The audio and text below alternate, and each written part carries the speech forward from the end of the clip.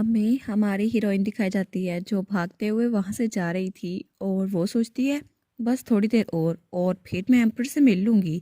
और तब उसे आवाज़ें आती हैं, कोई कह रहा होता है ओ, लेकिन मुझे ये बात समझ नहीं आ रही, आप हिज मैजेस्टी, आप लॉर्ड रायन को कैसे पकड़ेंगे। और वहाँ पर एम्पर और उसके साथी जा रहे थे, मिरी और गार्ड। तो हमारी हीरोइन कहती है देखो मुझे मिल गए, और वो बड़ी ज़रा खुश थी। वो कहती है अब मैं आ रही हूँ तुमसे मिलने मेरे डियर हस्बैंड। और वो जैसे ही आगे बढ़ती है तभी उसके पैरों की आवाज़ सुनकर एम्पर उस तरफ देखता है और वो थोड़ा शौक होता है, और तभी वो अपनी पावर यूज़ करता है और इर्द गिर्द हर तरफ बर्फ़ के क्रिस्टल्स थे। तो मिरी कहता है क्या, ये आपने क्या किया, आपने हर जगह बर्फ़ के क्रिस्टल्स कर दिए। वो कहता है ओ, मुझे लगा मैंने कोई रैट देखा। वो कहता है लेकिन योर मैजेस्टी, आपको अपनी स्ट्रेंथ पे कंट्रोल क्यों नहीं है, हर जगह तो आपने ये कर दिया है, अब सारा फ्लोर वो क्रैक हो गया है, अब आपको इतना मैजिक यूज़ करने की ज़रूरत क्या थी, गार्डन तो बचा लिया, अब ये जगह नहीं बचा सके। और तब वो उस तरफ देखता है लेकिन वहाँ पर कोई भी नहीं था, क्योंकि हमारी हीरोइन उसको बचा लिया था टोमा ने, और जूजीन उसके मुंह पे हाथ रखे हुए था। तो हमारी हीरोइन वो कहती है क्या, ये इंसान, ये कौन है। और तब उसकी तरफ देखती है तो वो कहती है क्या ये मिस्टर टोमा है। और उसके थोड़ी देर बाद यूजीन उसे छोड़ देता है। तो वो कहती है चलो कम अज कम बच तो गए। लेकिन वो कहता है लेडी आज आप यहाँ पर क्या कर रही हैं, और अपने चेहरे से मास्क नीचे करता है। तो वो कहता है और इस आउटफिट के बारे में क्या क्या आप जेल से भागी हुई हैं। तो हमारी हीरोइन उसको बस देखी जा रही थी और तब उसको देखकर कुछ सोचती है, और तब उसे याद आता है कि एम्पर के भाई ने कहा था कि आपको इस तरफ जाना चाहिए, उस तरफ तो इनर पैलेस है और वहाँ पर तो बहुत सारे लोग एम्पर को मारने के लिए आए थे। तो वो खड़े होते हुए कहती है ये बात मैं आपसे पूछूं तो अच्छा होगा, और फिर वो लड़ाई के लिए तैयार खड़ी थी। वो कहती है आपने इस तरह के कपड़े क्यों पहने हैं, कहीं आप एम्पर को मारने के लिए तो नहीं आए थे, ड्यूक या मैं कहूँ मिस्टर टोमा। तो यूजीन उसको देखकर थोड़ा हैरान होता है और वो सोचता है मुझे लगा था ये मेंटली अनस्टेबल है, लेकिन अब पता चल रहा है ये ऑर्डिनरी पर्सन नहीं है, इसके पास बहुत ज़्यादा पावर्स है, और मार्शल आर्ट्स के अलावा इसके पास तो रोन भी है और डिमोनिक क्रिएचर भी, और मुझे लगता है कि ये बहुत ज़्यादा ताकतवर है। तो वो सोचता है अभी के लिए मुझे इसे डिस्ट्रैक्ट करना होगा। तो वो कहता है आज मेरा स्कोर क्या था। तो हमारी हीरोइन कहती है क्या। तो वो कहता है आपने कहा था अगर मेरा 90 से अबव स्कोर हो तब आप मुझे एक्नॉलेज करेंगी, तो अब मेरा क्या स्कोर है। और फिर वो उसके पास होते हुए कहता है आपने कहा था नॉर्दर्न ड्यूक वो होता है जो स्ट्रोंग हो और बहुत ज़रा मजबूत, और आपने कहा था वो बहुत ज़रा रोमांटिक होना चाहिए, और वो उसके बहुत ज़रा करीब था। वो कहता है तो अब आपको क्या लगता है मेरा स्कोर क्या होगा। वो कहता है 95 पॉइंट्स। और वो तो उसको हैरान होकर देखी जा रही थी, तभी उनको बहुत ज़ोर से हंसने की आवाज़ आती है और दोनों शौक होते हैं।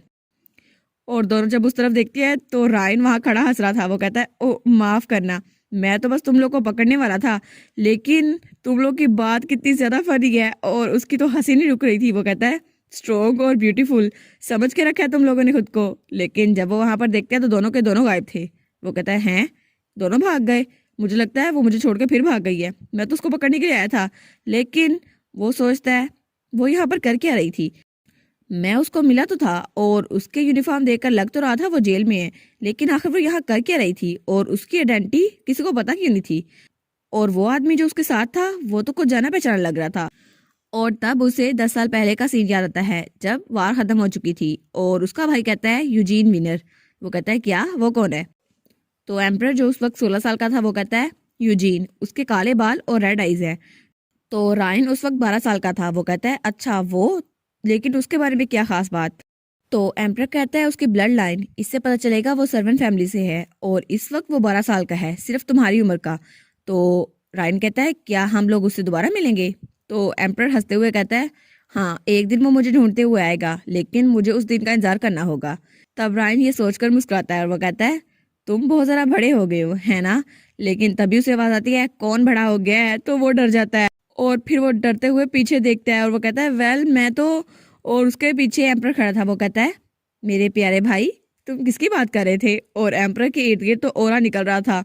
और फिर वो बड़ी खतरनाक स्माइल के साथ कहता है क्या तुम बताना पसंद करोगे ये सारी सिचुएशन हो क्या रही है। तो वो हंसते हुए कहता है वेल भाई मैं आपको समझा देता हूँ, मुझे पहले ही पता था कि जीनिया का एक ग्रुप है जो आपके खिलाफ प्लानिंग कर रही है और आप उनका पीछा कर रहे हैं, लेकिन किसी को वो मिल नहीं रहे थे और मुझे पता था वो छुपे हुए हैं। तो मैंने ऐसे प्रिटेंड किया जैसे मैं एम्पायर को बिट्रे कर रहा हूँ और उनके साथ कॉन्टैक्ट कर लिया, और उसके बाद मैं उन सबको यहाँ पर ले आया और सबको आपकी कमजोरी बताई, लेकिन मैंने आपको वहाँ भेजा ताकि आप उनसे लड़ाई करें और हेडक्वार्टर को भी एम्प्टी कर दिया ताकि किसी को शक ना हो। लेकिन मेरा प्लान कितना ज़रा अच्छा था ना। और वो थम्स अप का इशारा करते हुए कहता है, मेरी वजह से वो लोग पकड़े गए, देखा कितना जीनियस हूँ मैं। तो एम्परर उसकी तरफ थोड़ा गुस्से से देखते हैं और तभी उसके पीछे क्लैरेंस और मिरी थे। क्लैरेंस वहां से भाग रही होती है तो मिरी उसको देखते हैं और वो भी उसके पीछे भाग जाता है। वो कहता है अब तो नहीं बचने वाले। तो एम्परर कहता है, तो तुम असैसिनेशन स्क्वाड को इनर पैलेस खुद लेके आए हो? वो कहता है, हाँ हाँ बिल्कुल, देखा मैं कितना बड़ा मास्टरमाइंड हूँ। तो एम्पर के पास से बिजली निकलती है और मेरी और क्लेरेंस तो वहां से भाग रहे थे। वो कहते हैं, लगता है बिल्डिंग कोलैप्स होने वाली है। तो क्लेरेंस कहती है, आप क्या कर सकते हैं? एम्पर तो गुस्से में आ चुका है और तब तक वो तो अपने भाई पे बहुत ज़्यादा गुस्सा हो रहा था। और उसके बाद हमें सीन दिखाया जाता है हमारी हीरोइन का और नॉर्दर्न ड्यूक का। तो वो लोग बाहर पहुंच चुके थे।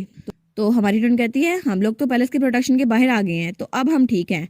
तो तब वो पीछे मुड़ करती है और कहती है, मिस्टर टोमा। लेकिन टोमा को तो पूरा मुंह लाल था तो वो उसकी बातें सुनता और पीछे मुंह नहीं करता। तो वो उस तरफ देखती है और उसके पास आकर कहते हैं, नॉर्दर्न ड्यूक विद 95 पॉइंट्स। तो वो अपने कान पकड़ लेता है और कहता है, प्लीज बस कर दे ये बातें करना। तो वो उसका हैंडशेक करते हुए कहती है, कोई बात नहीं, हम दोनों की अपनी रीजंस हैं, तो अब हमारा हिसाब बराबर हुआ, ठीक है। तो वो कहता है, तुम तो इसको बड़े आसानी से जाने दे रही हो, हमें बात करनी चाहिए। वो कहती है, नहीं नहीं, मैं तो खुद भाग के आई हूँ, इसलिए कोई फर्क नहीं पड़ता। और अगर आप बुरे इंसान होते तो सबसे पहले मुझे मारने की कोशिश करते। तो ये सुनकर वो थोड़ा शौक होता है। तो वो कहती है, हाँ हाँ, इसके अलावा और भी बड़ी ज़्यादा चीज़ें हैं। तो वो सोचता है, हाँ बिल्कुल सही कहा, अगर मैं पहले की तरह होता तो उसको मार देता, उसको बचाता ना। और मैं तो उसकी जान तभी ले लेता जब उसको मुझ पे शक हुआ था। लेकिन ये कुछ ज़्यादा ही सिंपल हो गया है।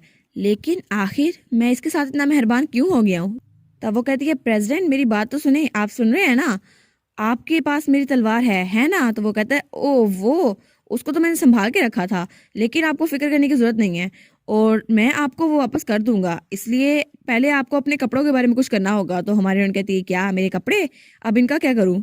और उसको तो भूल ही चुका था कि वो जेल के कपड़ों में अभी तक खड़ी हुई थी। और उसके बाद सीन चेंज होता है और हमें कोई और बिल्डिंग दिखाई जाती है और वहां पर खिड़की पे कोई खड़ा हुआ था और वो खिड़की का पर्दा बराबर करता है। तो वो कहता है, पूरे कैपिटल में इस वक्त केओस फैला हुआ है। और उसके साथ ही ल्यूक खड़ा था, टोमा का सेक्रेटरी। वो कहता है, बिल्कुल आपने सही कहा, और रायन की वजह से थोड़ा केओस हो गया है। और फिर वो कहता है, जीनिया की सीक्रेट बेस, उसके बारे में भी सबको पता चल गया है, इसलिए अब हम कुछ नहीं कर सकते। और तब वो आदमी पीछे होता है और वो था यूजीन का गॉड फादर, होमार र्यूकन। और तब हमें बताया जाता है कि र्यूकन फैमिली में सिर्फ यूजीन बचा था और वो भी फेक आइडेंटिटी के साथ जी रहा था, टोमा र्यूकन की। और उसने टोमा होल्डिंग्स का आगाज किया था और उस सब का खर्चा उसको दिया था इस शख्स ने, और इसका बैकअप सिर्फ ये था।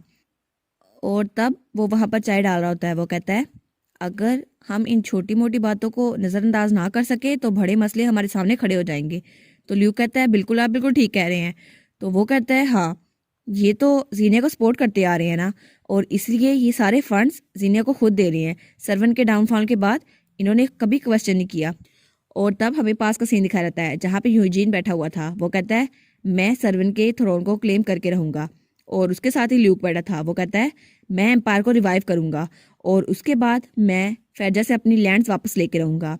और तब वो अपने सर को पकड़ता कहता है, स्पेशली यान, मैं उसको कभी माफ नहीं करूंगा। और वो बहुत ज़रा गुस्से में लग रहा था, जैसे बदले की आग में झोंक रहा हो। वो कहता है, यान फैजा, मैं उसको नहीं छोड़ूंगा। और उसके सामने वही आदमी बैठा था। वो कहता है, अगर तुम ये करना चाहते हो तो तुम ये कर सकते हो। और तब ल्यूक उसको संभालता है। वो कहता है, योर मैजेस्टी, आप तो बहुत ज़्यादा थके हुए लग रहे हैं।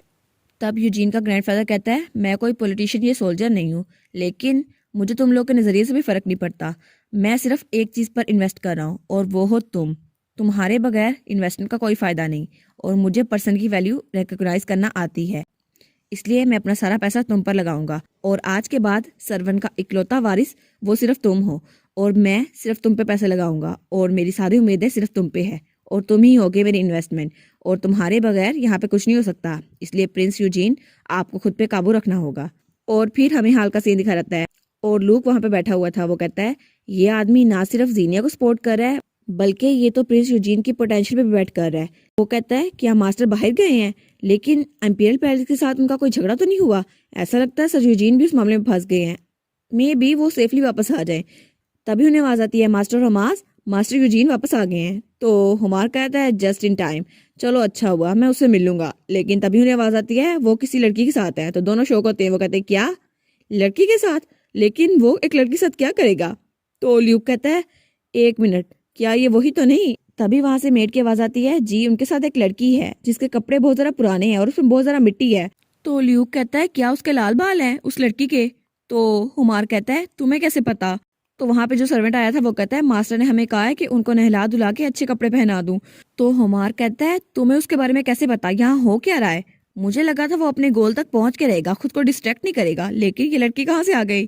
तो ल्यूक कहता है, ऐसा लगता है कि प्रिंस यूजीन उनकी जिंदगी में कोई आ गया है और वो किसी को पसंद करने लग गए हैं। तो हुमार कहता है, क्या वो पागल तो नहीं हो गया? तो ल्यूक कहता है, नहीं नहीं, वो अभी जवान है, उनको रिलेशनशिप बनाने होंगे, रोमांटिक रिलेशनशिप तो बहुत ज़रा अच्छे रहेंगे उनके लिए। और ये बात करके उन दोनों के दरमियान खामोशी हो गई थी और दोनों चुप के चुप वहाँ बैठे हुए थे। तो हुमार सोचता है, मैंने उसे मिसजज तो नहीं कर लिया? वो अब किसी लड़की के प्यार में पागल होकर अपने मकसद को तो नहीं भूल जाएगा? और वो कहता है, मास्टर। और तभी हमें यूजीन दिखाई देता है जो टेबल पे बैठा हुआ था। वो कहता है, आखिर में मुझे उसे यहाँ पर लाना पड़ा, लेकिन मैं उसको यहाँ पे क्यों लेके आया? और स्टाफ उनको तो रॉन्ग आइडिया हो गया था। और जब मैंने उनको कहा इसके कपड़े बदलवा दो तो उन्हें लगा शायद कोई बुरी बात हुई हो, लेकिन मेड्स कह रही थी ये तो प्रिजन के कपड़े नहीं है, मास्टर आप किसको उठा के ले आए हैं?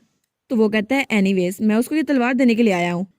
और तब उस तलवार को देखते हुए सोचता है, जब मैंने इस तलवार को वापस कर दिया तब तो हमारा स्ट्रेंज कनेक्शन खत्म हो जाएगा, फिर तो कोई मसला नहीं होगा।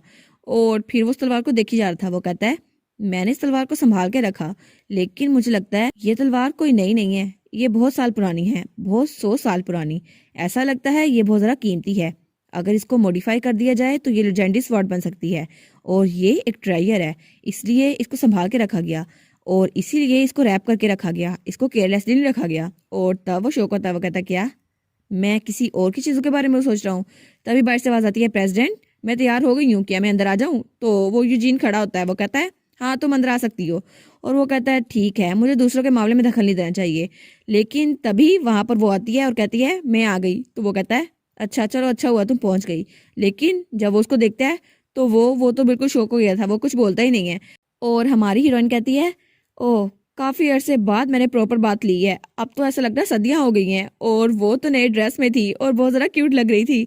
तो वो कहती है, थैंक यू प्रेसिडेंट। और वो तो उसको देखता रह जाता है। वो कहता है, क्या असल में ये ऐसे दिखती है? ये असल में इतनी ज़रा खूबसूरत है? और तभी वो अपने मुंह पे मुक्का मारता है। वो कहता है, क्या सोची जा रहा हूँ, आखिर मैं उस बारे में ऐसा कैसे सोच सकता हूँ, मुझे अपने गोल से पीछे नहीं हटना। तो वो कहती है, क्या हो गया आपको? तो वो उसको तलवार देते हुए कहता है, ये तुम्हारी तलवार है ना, ये मेरे पास रह गई थी, चलो इसको वापस ले लो। वो कहती है, हाँ हाँ थैंक यू। और तब वो कहता है, अब तुम्हें अपनी चीज़ वापस मिल गई है तो। लेकिन तभी बाहर अंधेरा हो गया था और बस सुबह होने वाली थी। तो वो कहता है, कोई बात नहीं, मैं गेस्ट रूम खुलवा देता हूँ, तुम आज रात वहीं गुजार लो। तो वो कहती है, ठीक है, थैंक यू सो मच। और उसके बाद वो सोचती है, वेल अगर मैं इतनी दूर आ ही गई हूँ तो आप मेरी एक और हेल्प कर सकते हैं। और फिर वो आगे वो कहती है, क्या आप कल मेरे लिए टाइम निकाल सकते हैं? तो वो कहता है, क्या कल टाइम, लेकिन क्यों?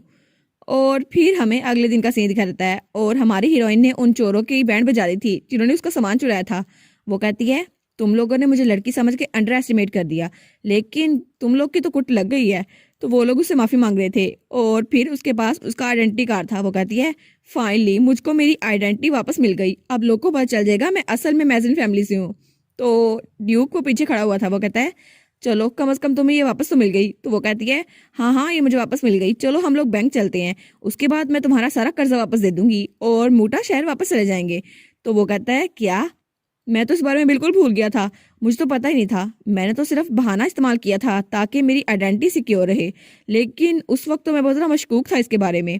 तो वो कहता है, अगर अभी मैंने मना कर दिया तो इसको शक पड़ जाएगा, वैसे भी ये बहुत ज़्यादा नोबल है तो इसके पास बड़े पैसे होंगे। और उसके थोड़ी देर बाद वो लोग बैंक पहुंच चुके थे, लेकिन यूजीन को पता नहीं था ये उसके गले में कौन सी मुसीबत फंसने वाली है।